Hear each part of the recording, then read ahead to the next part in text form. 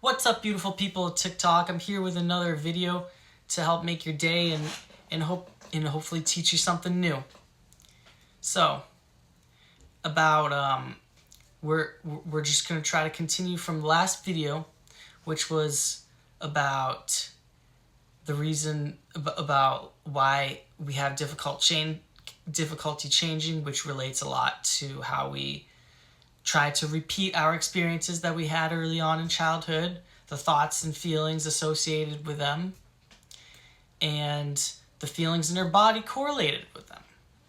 And that's another very important factor that we actually often forget to address, because in traditional Western science, we are taught that the body and mind are separate, that they act independently, and that they don't really have much to do with each other. When this is kind of a load of bull honky, because they have everything to do with each other. Because negative thoughts will lead to visceral experiences in your body. Same with positive thoughts. But like, just to name a couple, your heart rate, your blood pressure, your breathing will change. Same happens when you meet somebody you like, meet somebody you have a crush on. Your heart rate goes faster, your blood pressure is more, and so on. So this relates to in a concept called Polyvagal theory, which was developed in the 1990s by this guy named Stephen Porges, who talked about how we actually have our vagus nerve, which is the longest nerve in the body, that is mostly responsible for the feelings and for the feelings that we have in our daily experiences. So there are three main categories of these feelings that we have. So there's the fight or flight, or the sympathetic nervous system, which will get us revved up, ready to mobilize and take action to help us ward off a threat, whether it be an animal is about to attack us, which is albeit unlikely anymore, or the threat may much more likely be something at school or at work, or some kind of relationships that you're having, where there is a massive amount, and it's a mental stress, where you're having a massive amount of workload, and you have to finish a project in a night, and you have to pull an all-nighter, and you have to deprive yourself of sleep, and you have to work nonstop, and your body floods with cortisol and adrenaline, and so that's the fight or flight.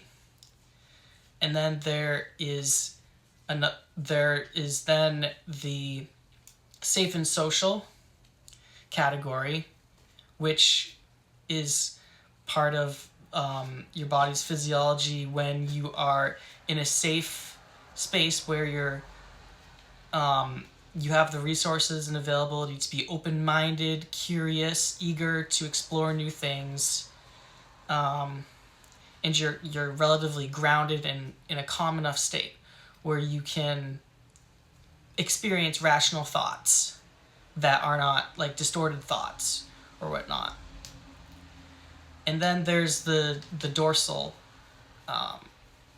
system, which is the shutdown mode, which has a lot to do with when something is, and this is a very specific scenario, if, for example, there's a some kind of thief or kidnapper or burglar who breaks into your house, and the only way to avoid getting shot or stabbed is to play dead or to stay completely quiet. And you have to kind of not move your body. And that's what is described by the freeze. Now, however, these states can be combined with each other. So the fight or flight can be combined with a safe and social to make the state of play, which is when you are in a state of exactly what it sounds like. You are maybe out with your friends, enjoying a bike ride, enjoying a run, playing sports, and you're in a fun, silly, lighthearted mood where you are enjoying one of your favorite activities, and maybe it's physically strenuous, so your heart rate is up, and your blood pressure might be up, but there is not really a danger because you're within a safe container where you're allowed to experience what you are in a safe way. And then so there's play. And then another state would be a combination of the safe and social vagal system along with a shutdown mode, which would be like a state of meditation or a state of stillness. Some people enjoy meditation or yoga or calming activities such as that.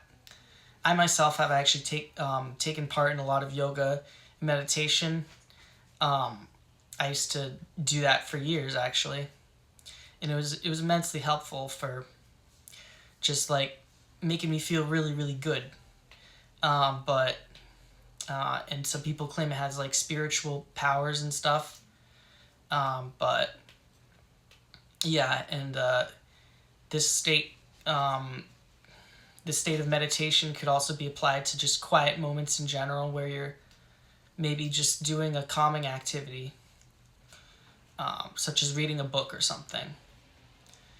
And then this other state, now the last state that I'm going to talk about is actually a little complicated, because it deals with both extremes, both unsafe extremes, if you will, of the sympathetic nervous system, or the fight or flight, being paired with the dorsal vagal system, which is the shutdown, which combined together creates something called fawn, which is actually describes exactly what I talked about in the example with the thief or the burglar who might physically harm you if he found out where you were.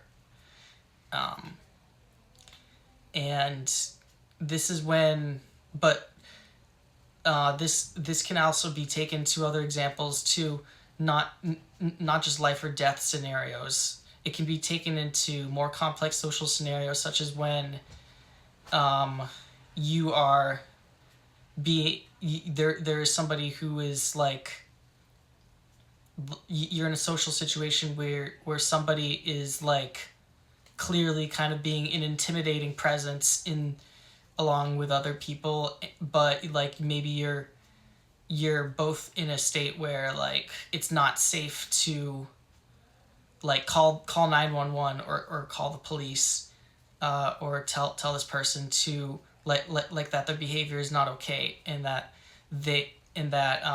you're just essentially people pleasing them. And people pleasing is actually a very big tendency and behavior that a lot of people have developed, especially people with trauma have developed, because it has quite literally saved their lives, whether it be from rape or from other disturbing and other terrifying life experiences. But it can be used in subtle ways too, such as like telling the person that they're doing a great job or that you agree with them. It basically just not showing any dissent to what they're saying. Funny enough, actually, my oldest brother, which if he's watching, then hey, Alex, he actually was a kind of a people pleaser between my mom and my dad, because they often fought with each other verbally. But anyways, this is the end of the video, so I hope you all enjoyed and have a fantastic day.